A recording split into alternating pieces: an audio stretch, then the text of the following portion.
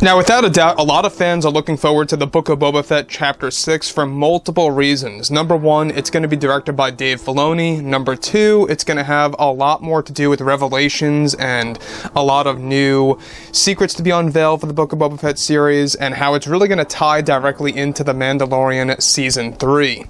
This is Mike Zero. Make sure to subscribe if you're new to the channel for future Star Wars updates. Also, by the way, guys, I am on Twitter at Mike01 if you guys want to go ahead and give me a follow on there. I do post a couple of entertaining things from time to time and really make sure to interact with you guys further. So what's even all the more exciting right now is that we are basically in the middle of amazing things really happening by George, John, and Dave. Now, the Boba Fett series, Chapter 6 and 7, are both going to be very much focused on a lot of big reveals, a lot of revelations, and a lot of tie-ins to other Star Wars shows. In fact, at the very end of Chapter 7, we are going to be getting a big tease of the next Star Wars show and how it ties directly into that. It's most likely going to be how the Book of Boba ties into the Mandalorian Season 3, very similar to what we saw with the Mandalorian Season 2's finale. After everything rolled, we saw the Book of Boba Fett pop up, and we saw Fennec and Boba sitting on Jabba's chair, his throne, if you will. So, with that being said, what's really intriguing about all of this has everything to do with what's been happening behind the scenes, especially with Lucasfilm's Kathleen Kennedy, who has been having a lot of trouble with the Acolyte TV show. Now, we've talked about this time and time again of how the Acolyte series is a production disaster, and we talked about this of how the reasons came out to be because Kathleen Kennedy has really been pushing those creative differences, firing co-writers and directors over the last couple of months, and how it led to a lot of rewrites and a lot of replanning of how they could really figure things out. However, with George Lucas now working on many shows that have yet to be announced that also involve Jon Favreau and Dave Filoni that consist of both animated and live-action projects, Disney CEO Bob Chapek is very eager to make this reveal at Star Wars Celebration, which takes place this May. However, it's described that not so long ago, Lucasfilm's Kathleen Kennedy got involved in some drama with actor Hayden Christensen that involved the major creative differences between herself and George Lucas. Now, it's described that recently Kathleen Kennedy had a big cameo set and ready for Hayden Christensen for the Acolyte TV series that was going to be a big part for Yoda in the show that was really going to involve a lot of revelations. Now, further, it's noted that there was an entire scene mapped out that was agreed upon between Kennedy and Lucas to have Hayden portray Anakin Skywalker in the form of a vision in front of Yoda during a meditation session in a new ancient Jedi temple that would take place at the tail end of the show. Now, Hayden was set to actually appear as Anakin Skywalker with a hood over his head, wielding a red lightsaber blade that was going to be something unique and frightening for Yoda to experience. Now, the thing about this, alright, we're going to get into exactly what happened in just a second. The thing about this entire scene actually sounds very cool in a sense, very intriguing, because it kind of takes things from the Darth Vader comics where you had all those nightmare visions in the spiritual realm. To me, it sounds very creative because this was a Lucas idea that was pushed upon Kathleen Kennedy to use in the Acolyte TV series to kind of really give Yoda's character a little bit more oomph, if you will, in the Acolyte TV show. So moving on from that, now Hayden was very excited for this massive cameo in the Acolyte that features emerging dark side powers and visions in the show.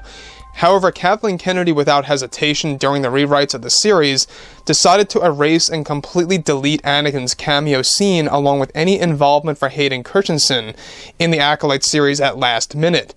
Now, this caused Hayden Christensen to become quite frustrated because he was ready to do something that was never done before for Anakin Skywalker.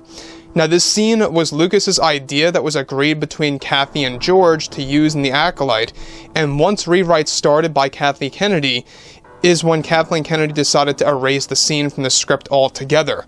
So once again, this is something that Kathleen Kennedy seems to have a big streak with, right? Canceling projects, or canceling scenes, or canceling ideas, or overall concepts at last minute. We have seen a prime example of this with The Rise of Skywalker, where a lot of scenes were deleted at last minute, causing George Lucas to become very frustrated and literally not even attending the premiere of Episode 9. You guys may have really remembered that. It was a very interesting moment. Everybody was like, where is George? Where's Lucas? You know, where is he?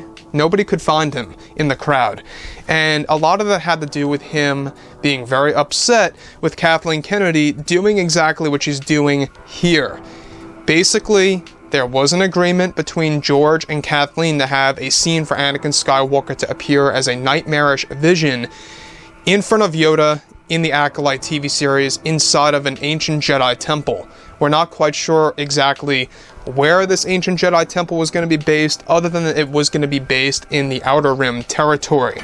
But exactly which world, we're not quite sure about that just yet. Now, obviously, this sounds like something directly from one of the comic books, and it's something that George Lucas wanted to make into a reality.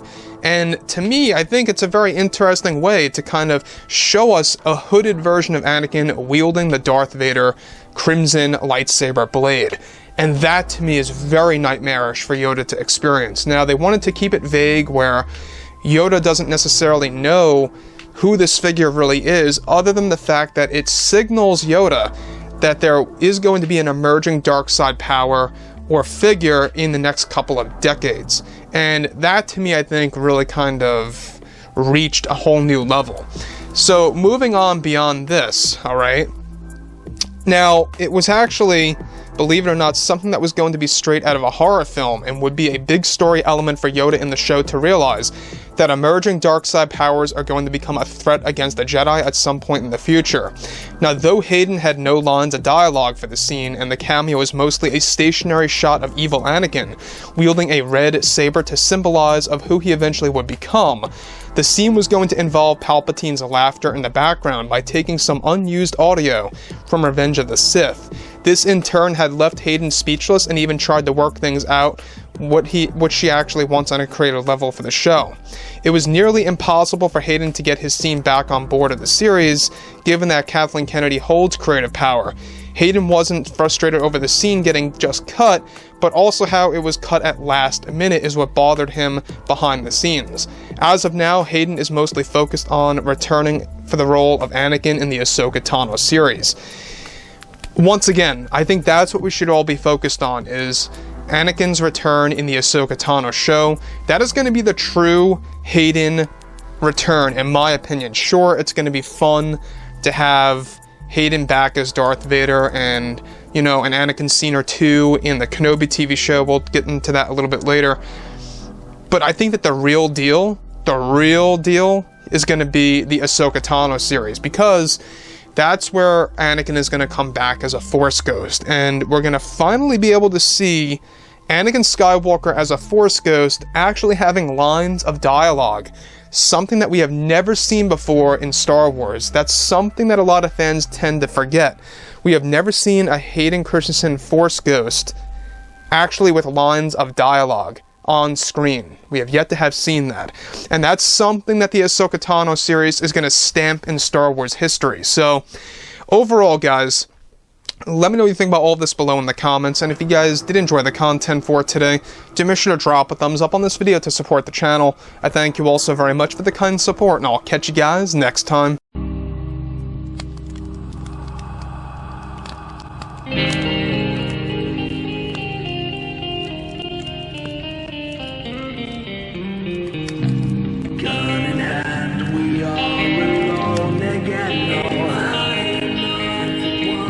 From night to moon.